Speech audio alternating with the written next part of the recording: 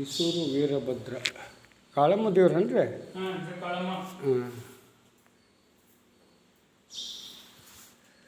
ಶಿವಮೊಗ್ಗ ಜಿಲ್ಲಾ ಶಿಕಾರಿಪುರ ತಾಲೂಕು ಈಸೂರು ಕೊಟ್ಟರು ಈಸೂರು ಕೊಡುಗೆಯಂಥ ವೀರಭದ್ರ ಮತ್ತು ಕಾಳಮ್ಮನ ಇತಿಹಾಸದ ಗದ್ದಿಗೆಯ ಒಂದು ದೇವಸ್ಥಾನ ಯಾವುದು ಅಂದರೆ ಅದು ವೀರಭದ್ರನ ದೇವಸ್ಥಾನ.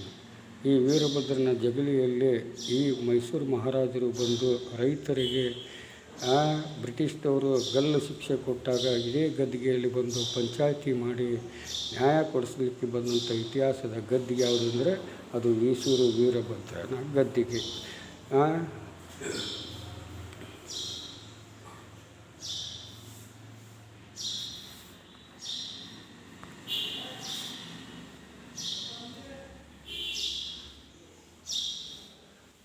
ಇದು ಇದು ಬ್ರಹ್ಮ ಬ್ರಹ್ಮ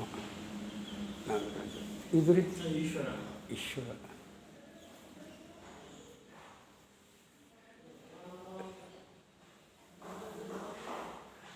ಇದಿಷ್ಟೇ ಇತ್ತಲ್ರಿ ಮುಂದೆ ಈಗ ಗರ್ಭಗುಡಿ ಅಲ್ಲಿವರೆಗೂ ಇತ್ತಲ್ಲ. ಹೊಸ ಕಟ್ಟಿದ್ದು ಹೌದು. ಭಾಳ ವೀಕ್ ಆಗಿರಲ್ಲ ನೀವು. ಹಾಂ ಹೌದಲ್ಲ, ಆರಾಮದಿರಿ ಇಲ್ಲ. ನಾನು ಇಲ್ಲೇ ಬಂದೀಗ ಯಾಕಂದರೆ ಹುಟ್ಟಿದ್ದು ಕರ್ನಾಟಕ ಆದರೆ ನನ್ನೂರು ಸಿಗ್ಲಿ ಗ್ರಾಮ ಶಿಕ್ಷಣದ ಗ್ರಾಮ. ಲಿಂಗರಾಜ ದೇಸಾಯಿ ಹುಟ್ಟಿದಂಥ ಗ್ರಾಮ ನಮ್ಮದು. ಅಲ್ಲೆಲ್ಲ IAS KS ಓದಿದಂಥ ವಿದ್ಯಾರ್ಥಿಗಳು ಅಂಥ ಊರಲ್ಲಿ ಹುಟ್ಟಿದೆ. ವೀರಶೈವ ಹಿಂದೂ ಲಿಂಗು ಅಂತ ಪಂಚಮ ಪೀಠದ ಮಗ ಆಗಿ ಈಗ ಉತ್ತರ ಕರ್ನಾಟಕದಿಂದ ದಕ್ಷಿಣ ಕರ್ನಾಟಕಕ್ಕೆ ಬಂದೆ.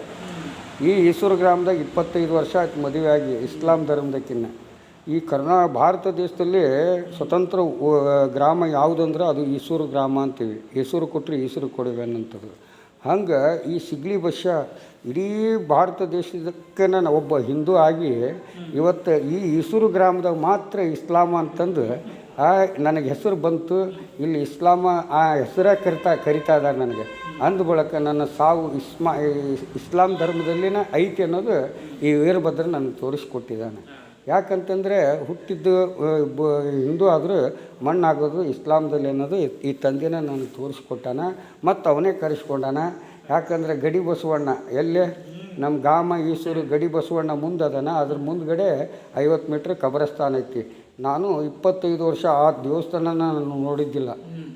ಯಾವಾಗ ನನಗೆ ಸಿಕ್ತು ಅಲ್ಲಿಗೆ ನನಗೆ ಗೊತ್ತಾಯ್ತು, ಬಸ್ಯ ಇಲ್ಲೇ ಇತ್ತು ನೋಡಲೇ ನಿನ್ನ ಕಬರಸ್ಥಾನ ಮಣ್ಣಾಗೋದಂತ ತೋರಿಸಿದಾನೆ.